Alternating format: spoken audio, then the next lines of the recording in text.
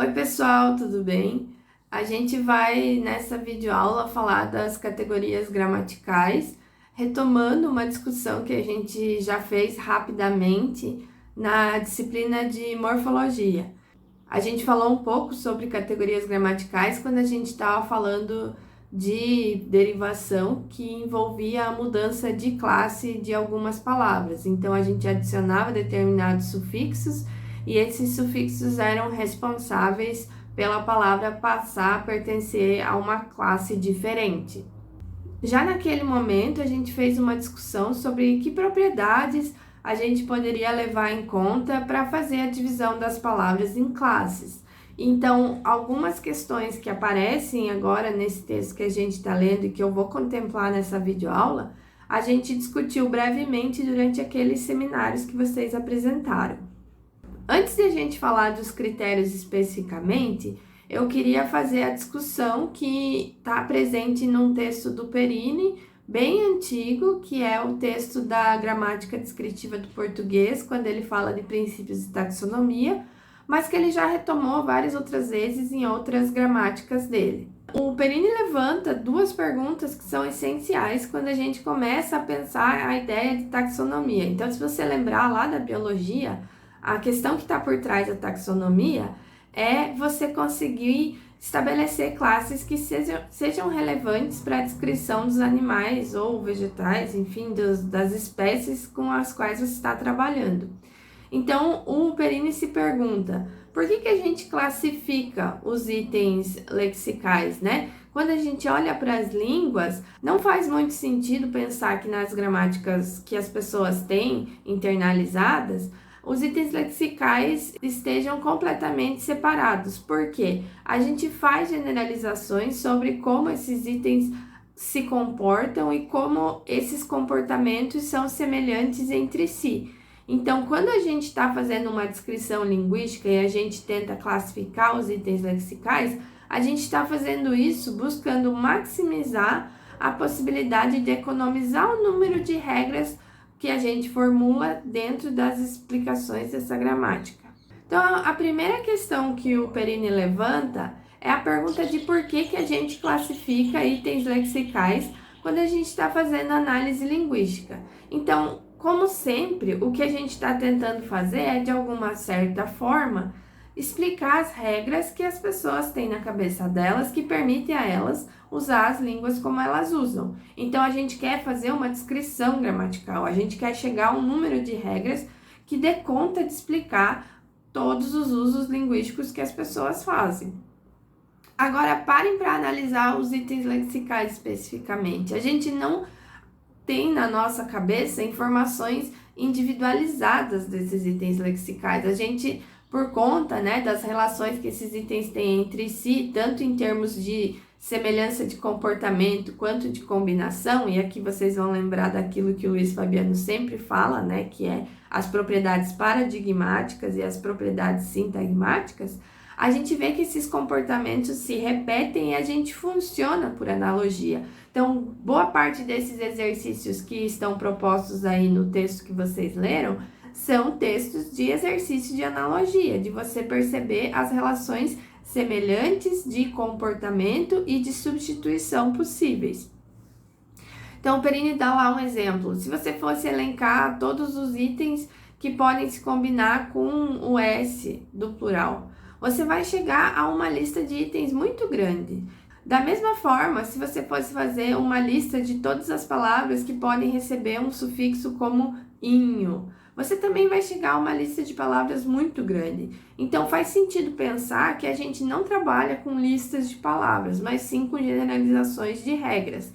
E daí você vê todas as palavras que se comportam recebendo esse sufixo inho também são as mesmas palavras que recebem o morfema S. E daí você vai ver que eu posso traçar uma generalização. Então, se eu dou um nome para todas as palavras que têm esse comportamento, eu consigo dizer coisas sobre elas e fazer previsões sobre elas, independentemente de ter que fazer essa lista de todos os itens lexicais. Então, faz mais sentido que a nossa gramática não trabalhe com listas de itens lexicais, mas sim com regras sobre classes, categorias que têm daí um comportamento específico. Então, se eu chamo todas essas palavras de substantivos e daí digo que os substantivos sempre aparecem como núcleo nominal, eu vou poder checar que se determinada palavra tem um comportamento de receber o sufixo inha, de receber o morfema de plural e todas as outras propriedades que são atribuídas aos substantivos, ela vai poder ocorrer como um núcleo de sintagma nominal. Então, eu ganho um poder explicativo na minha análise à medida que eu estabeleço as propriedades que essa categoria carrega e o potencial de funcionamento dessa categoria. Então, eu consigo relacionar essas coisas de uma maneira muito produtiva e que, de fato, vai chegar a conclusões sobre os usos linguísticos que as pessoas fazem dentro de uma língua. Agora, o Perini chama a atenção que a gente tem que ficar de olho com os objetivos que a gente traça quando a gente faz essas separações.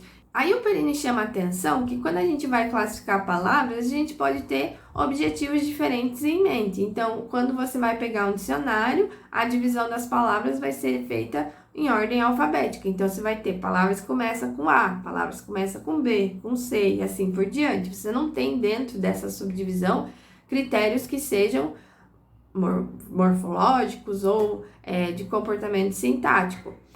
Você poderia fazer outras classificações possíveis. Tem muitos sites na internet que classificam palavras pela terminação, buscando justamente estabelecer que palavras poderiam rimar, eventualmente, numa música ou num poema. Então, se vocês procurarem aí no Google palavras que terminam em ar, vocês vão encontrar esses sites e vocês vão ver que essa classificação de palavras também serve a um objetivo diferente. Então, o dicionário quer fazer uma lista lá que facilite consulta. Nesse caso, a consulta é voltada para um fim específico. Agora, será que usar esse tipo de critério vai servir para o nosso propósito de descrever os comportamentos linguísticos do falante?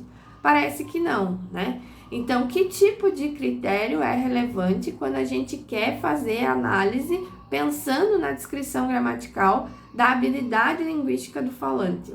Então, um exemplo bom para questionar os critérios que a gente geralmente adota naturalmente é o caso dos substantivos concretos e abstratos. Então, se você for ver na gramática do inglês, essa diferenciação é relevante. E daí o Perini traz esses dois dados, que são bem legais, que é a afirmação Linguistics is a Science e The Linguistics is a Science. Como vocês estão vendo aqui, a gente está usando o asterisco justamente para mostrar que você usar o the na frente de linguistics torna essa sentença agramatical. E essa agramaticalidade vem do fato de você estar tentando associar um artigo a um substantivo que é abstrato. Os substantivos concretos e abstratos revelam uma diferenciação importante para a gramática da língua inglesa, porque tem consequências no modo como a sintaxe dessa língua se constrói. Agora, o que acontece na língua portuguesa? A gente tem essa diferença de concreto e abstrato lá na gramática tradicional, mas a pergunta é, tem alguma consequência para o nosso uso linguístico da língua portuguesa o substantivo ser concreto ou ser abstrato? Parece que não, porque eu poderia dizer a linguística é uma ciência, assim como eu posso dizer a Maria é uma estudante, certo? Então, o Maria sendo concreto ou linguística sendo abstrato, não afeta aí a combinação com artigo, a possibilidade de ocorrência com cópula, adjetivo e assim por diante. Então, se a gente quer descrever a gramática da língua portuguesa, a gente vai ter que questionar a relevância de uma diferenciação em termos de concretude, porque parece que não é uma propriedade que é linguisticamente relevante. Então, com base nesse tipo de reflexão, o Perini mostra que quando a gente quer descrever gramáticas, a gente tem que se focar nas propriedades e comportamento gramatical semelhante que determinados itens lexicais apresentam. E daí, a gente vai ter que sempre desconfiar dessas classes que a gente está propondo. A gente vai ter que se perguntar se o modo como eu estou formulando a definição dessa classe me ajuda a entender quais são os itens que pertencem a ela. Eu também vou ter que levar em consideração uma coerência de classe, então se todos os itens que eu estou colocando dentro dessa classe de fato têm um comportamento muito semelhante, a gente vê hoje em dia classes que têm itens que têm comportamentos drasticamente diferentes, como é o caso da classe dos advérbios, e a gente vai ter que ver qual a relevância, a importância dessa classe, dos itens que eu estou agrupando, para a descrição dos fenômenos linguísticos. Então, tudo isso envolve você basear a sua classificação na semelhança de comportamento gramatical. Então, só para dar um exemplo aí, né? O Perini está contrastando nesses dados o uso do termo não e do termo sim. Esses dois termos costumam ser agrupados porque eles têm a propriedade de ocorrer como resposta curta para perguntas que são questionadoras de afirmação, né? Então, aquelas famosas perguntas sim e não. Agora, em outros contextos, eles não funcionam de maneira semelhante. Então, o que vocês estão vendo aí? O não, por exemplo, pode se combinar com nomes para indicar o antônimo desse nome. Então, quando você diz os não convidados levarão um crachá especial, você está construindo um signo novo a partir do signo convidados. E daí, não convidados vai ter a oposição, a relação de oposição com esse signo inicial. Eu não posso fazer a mesma coisa com sim. Eu nunca vou dizer os sim convidados levarão um crachá, mesmo que eu imagine a mesma situação, que eu tenha um grupo de pessoas que foram convidadas e outras que não foram convidadas para um certo evento, e esse evento abrigando esses dois tipos de pessoa possa se referir aos sim convidados, certo? Então, perceba que morfologicamente eu já tenho diferenças de comportamento, mas sintaticamente eu também tenho. Então, o não, ele aparece dentro de qualquer afirmação para construir a negação dessa sentença, e daí ele se coloca ali antes do verbo. Então, o táxi não está livre.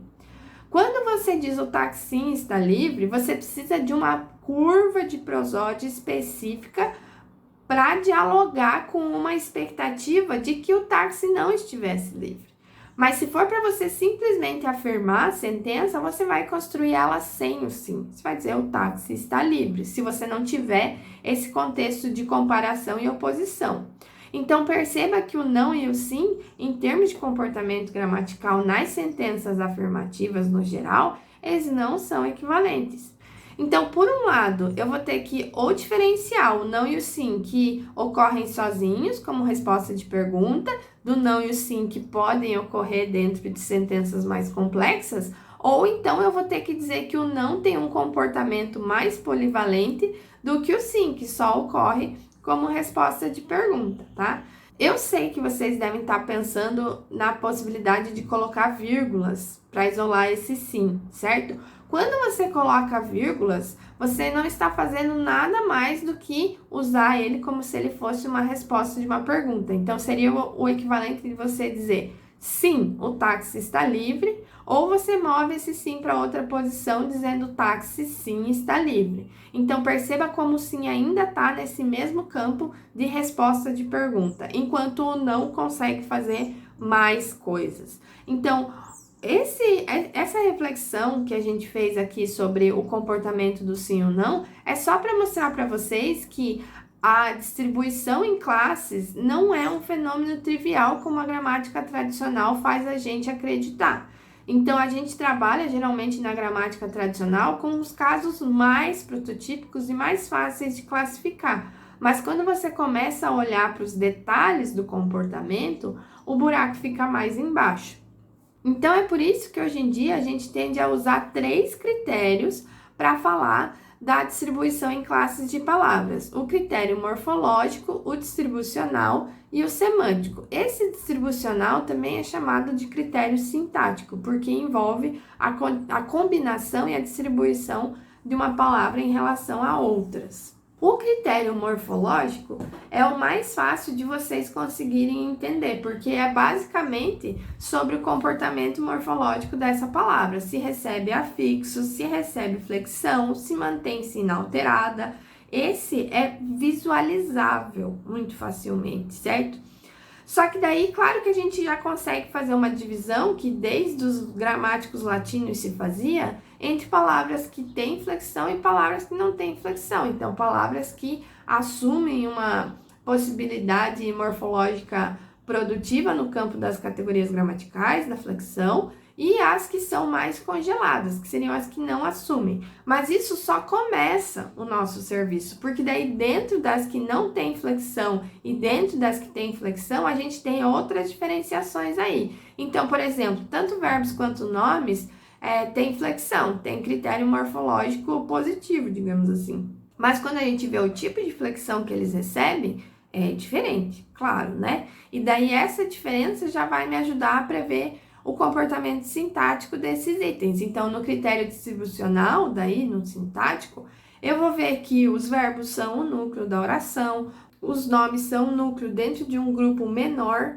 de palavras, e por conta disso a gente não consegue colocar eles na mesma classe. Então, apesar de serem dois tipos de palavras que recebem flexão, são flexões completamente diferentes e o comportamento distribucional e semântico é completamente diferente.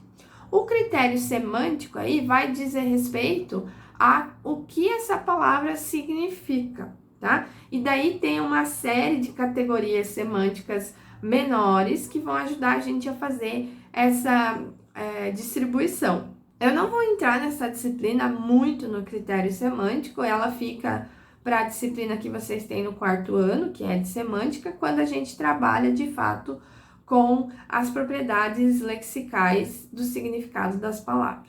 Mas vamos ver como esses critérios funcionam nos dados do texto.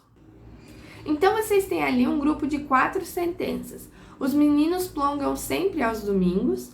Na minha infância, eu plongava todas as tardes. Uma vez, um jornalista do estado plongou vários artistas aposentados.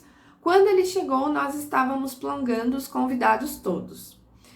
A gente não precisa saber o significado dessa palavra plongar que aparece aí, porque ela é uma palavra inventada, certo? Então, claramente, o exercício que a gente está fazendo aqui é de tentar abstrair das nossas pressuposições anteriores e tentar olhar para o que esse item que você nunca tinha visto na vida tem a nos dizer, certo?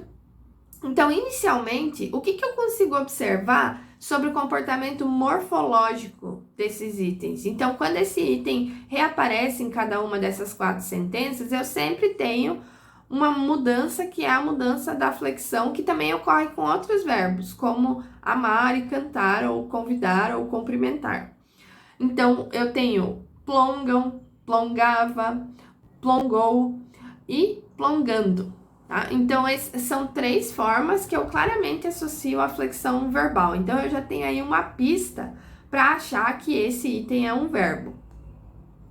Aí, em seguida, eu vou olhar para o critério sintático. Eu vejo que esses itens sempre, recorrentemente, ocorrem como o núcleo da oração. Eles organizam a oração para estabelecer quem faz o quê. Então, aqui vocês podem lembrar daquele exercício que vocês fizeram na semana retrasada, que envolvia a reflexão do verbo como chassi da oração. Então, quando eu olho para a ocorrência do plongar nessas 4 sentenças, eu vejo que é ele que está organizando os papéis dos indivíduos que estão aí presentes. Então, eu tenho ele selecionando um sujeito, selecionando um complemento, né? Ou mesmo quando eu não tenho um complemento, eu tenho uma especificação temporal para quando esse evento ocorre. Então, eu consigo, a partir da combinação desse item com os demais, perceber que ele faz a função de núcleo de predicado. Então, ele está sempre ali organizando os papéis da galera, porque ele é o chassi da oração. Agora, em termos semânticos, bom, eu consigo ver que em termos do significado desse item lexical, ele está sempre se referindo a um evento que acontece. Então, alguém plongou algo, alguém plongou em algum momento, eu sempre tenho essa ideia de que é algo que está em trânsito, que está ocorrendo. Então, ser ligado ao significado de atividades, estados e eventos também é uma característica dos verbos. Então, por conta dessa minha reflexão, a partir dos 3 critérios, morfológico, distribucional e semântico, eu posso chegar à conclusão que essa palavra que eu não conheço se enquadra na categoria dos verbos, porque ela tem as mesmas propriedades que eu atribuiria para verbos como cumprimentar, cantar, dançar e por aí vai. Agora vamos seguir para a análise de um outro grupo de sentenças. Vocês têm aí a fagia sumiu no céu, as fagias sumiram no céu, ele encontrou muitas fagias gigantescas. Aqui a gente tem uma outra palavra inventada que agora tem comportamento diferente do plongar. Então, se eu olhar para as 3 ocorrências, eu vou ver que sim, ela tem mudança morfológica. Então, no primeiro critério, tem mudança morfológica e é a mudança de flexão nominal, porque o que aparece aí agora é o S do plural. Por outro lado, quando eu vou olhar para como essa palavra se combina com outras palavras na frase, eu vou ver que ela se combina com o artigo a, por exemplo, também aparece no plural, o artigo as. Esse item lexical também se combina com verbos, você está vendo em 2 sentenças, eles combinando com a ideia de sumir e, além de tudo, quando esse fagia está no plural, ele condiciona também que o verbo fique também no plural. Não necessariamente que esse fagia tem que vir antes do verbo, então percebam que ele também pode vir depois, no caso do encontrou, mas daí ele também está estabelecendo relações sintáticas muito interessantes com outros itens lexicais, no caso, muitas e os gigantescas. Então, se você fosse olhar para o comportamento que esse item está apresentando e tentasse fazer uma analogia com outras palavras da língua que você conhece, talvez você relacionasse com ave, com outras entidades que tenham possibilidade de sumir no céu ou de serem muitas e serem gigantescas, certo? Então, você vai conseguir, por analogia, perceber essa relação. Por fim, com relação ao comportamento semântico desse item, ele está falando de algo que tem referência no mundo, né? Então, é algo que é uma entidade, tá? Então, essa propriedade de se referir a entidades, a propriedade de poder receber flexão de número e também de gênero, e a propriedade de se combinar com o artigo e de determinar as propriedades morfológicas do verbo, são todas propriedades que a gente atribui aos nomes. Então, eu posso chegar à conclusão de que fagia é um nome, porque ela tem um comportamento semelhante a outros nomes, como ave. Vamos agora olhar para os dados que trazem o comportamento dos adjetivos. Então, eu tenho aqui 4 sentenças. O João é um menino murge, mas não feliz. O João e o Pedro são meninos muito murges. O João está mais murge do que qualquer pessoa que eu conheça. Ele tem agido muito murgemente nesses dias. Então, sobre a morfologia desse item lexical, eu posso registrar que ele recebe plural e que esse plural aparece quando eu tenho o plural em outras partes da sentença. Eu posso também registrar que ele se liga com esse sufixo mente, e aí eu já tenho 2 questões que são do critério morfológico. No critério sintático, eu consigo perceber que ele faz uma atribuição de uma propriedade diretamente a um nome, como é o caso da sentença 1, quando eu digo um menino murge, mas também ele consegue fazer essa atribuição à distância por intermediação de um verbo, como é o caso da 3, em que eu digo que o João está mais murge. Da mesma forma, nessa 3, eu também consigo perceber mais uma questão sintática, que é a possibilidade de combinação com o mais. Então, conseguir se entrar em uma estrutura de comparação também é uma propriedade sintática desse item. Em termos semânticos, o que ele faz é dar uma qualificação, dar uma propriedade. Então, a partir dessas 3 observações, né, morfológica, sintática e semântica, eu percebo que esse murge se comporta como outros adjetivos, como, por exemplo, o feliz, o triste, cansado, outras palavras que também têm sensibilidade de flexão, se combinam com nomes ou por meio de verbo de ligação e conseguem entrar em estrutura de comparação, denotando propriedade. Então, tudo isso são propriedades que eu vejo dentro da classe dos adjetivos.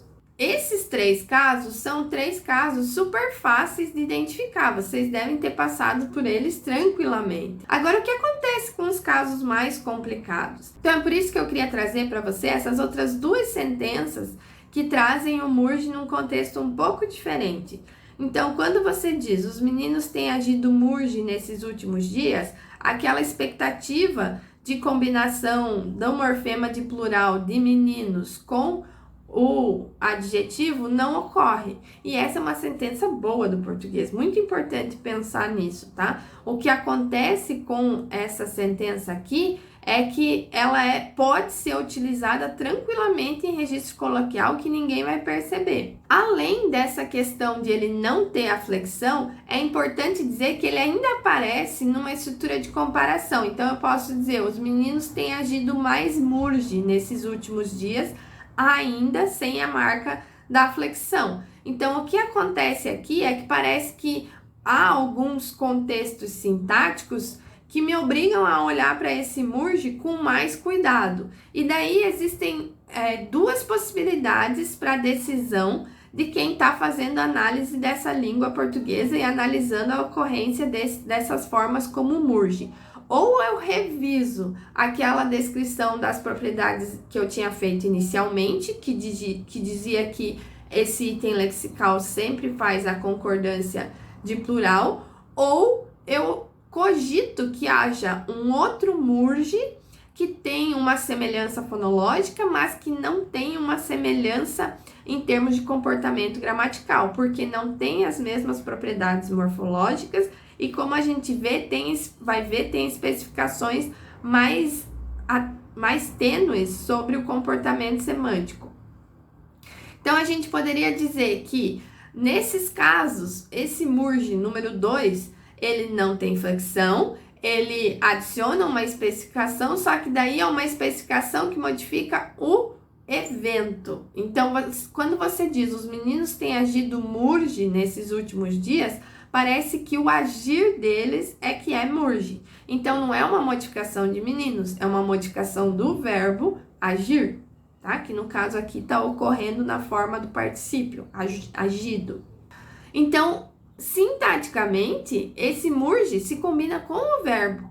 Ele pode ocorrer dentro de comparação, mas nesses casos de comparação é a comparação do evento e não dos meninos. Agora, a parte interessante é que você vai ver que tem outros tipos de palavras na nossa língua que exibem exatamente esse comportamento. Então, quando você olha para aqueles advérbios de maneira em mente, você vê que eles fazem exatamente isso. Eles não têm flexão, então eu posso dizer os meninos têm agido murgemente nesses últimos dias. Eles se combinam com verbos, porque é o agir que se dá murgemente nesse caso. E eles também podem aparecer em estruturas de comparação, quando você diz os meninos têm agido mais murgemente nesses últimos dias. Agora, perceba que a flexão está completamente cancelada para essa possibilidade. Você não pode dizer os meninos têm agido mais murgementes nesses últimos dias, porque você não tem a possibilidade de flexão quando você tem um mente agregado ali. Então, é muito importante você perceber que agora, se eu só levo em consideração o comportamento gramatical, eu vou ter que reagrupar esses itens lexicais, levando em consideração a semelhança de comportamento entre aquele murge que não se flexiona e esses advérbios que poderiam significar modo e maneira terminados em mente.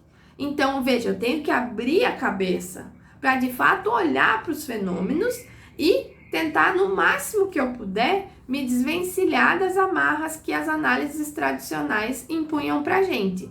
Os advérbios em mente, em especial, eles são uma categoria bastante uniforme quando você olha para esses que são modificadores de maneira e de modo, mas eles são um pouco mais heterogêneos quando você inclui aqueles que são intensificadores, como é o caso de extremamente ou fortemente, e ainda mais diferentes quando você olha para aqueles que aparecem lá em início de sentença, do tipo felizmente, certamente. Então, só para fazer uma descrição dos advérbios em mente, a gente já precisaria tomar um distanciamento e olhar para o comportamento gramatical desses itens para perceber que, por mais que a gente veja uma semelhança superficial, nas profundezas do funcionamento gramatical desses itens, a conversa é outra.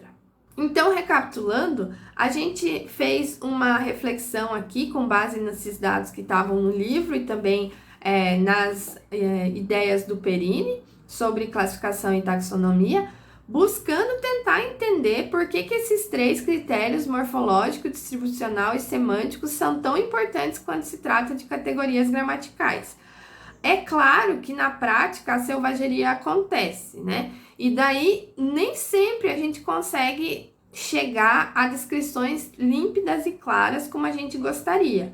Mas a gente vai ao menos tentar ser um pouco mais rigoroso no modo como a gente aplica essas definições que a gente está formulando.